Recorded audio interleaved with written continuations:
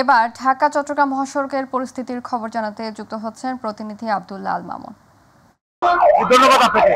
আপনি জানেন যে ঈদের মাত্র আজকে সারাদিনই বাকি, অর্থাৎ আগামীকাল শনিবার সকালে কিন্তু ঈদ, যার কারণে গতকাল রাতেও কিন্তু আমরা সেই ধরনের বিপুল পরিমাণ সমাগম দেখেছি এবং বিপুল পরিমাণ যানবাহনের কিন্তু পরিচিত লক্ষ্য করেছি। আমি এই মুহূর্তে দাঁড়িয়ে আছি নারায়ণগঞ্জের সাইবর এলাকায়। আপনি যদি আমার পাশের চিত্রটি দেখেন, আজকে কিন্তু সকাল থেকে যানজটের বাড়তি চাপ আমরা লক্ষ্য করিনি এবং গাড়ি এবং বিভিন্ন ধরনের যানবাহনের চাপ কিন্তু অনেকটা কম এবং মানুষ কিন্তু নির্বিঘ্নে তাদের বাড়ি ফিরতে পেরেছে।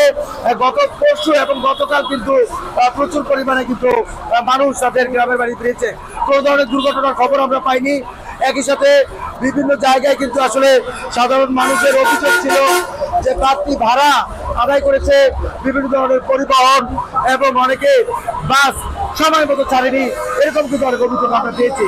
তো একই সাথে এই আজকে আমরা সকাল থেকে কিন্তু যানজট লক্ষ্য করিনি। ঢাকা চট্টগ্রাম মহাসড়ক, ঢাকা সিলেট মহাসড়কে কিন্তু অনেকটা ফ্রি সড়ক ছিল এবং নির্বিঘ্নে মানুষ চলাচল করতে পেরেছে। তো একই সাথে বিকেলে অর্থাৎ লাঞ্চের পরে হয়তো কিছু মানুষ যারা কাছাকাছি জেলা রয়েছে, মুন্সিগঞ্জ, কুমিল্লা, চাঁদপুর, নরসিংদী, গাজীপুর, এই সমস্ত এলাকার মানুষ কিন্তু যাবেন বলে আমরা জেনেছি।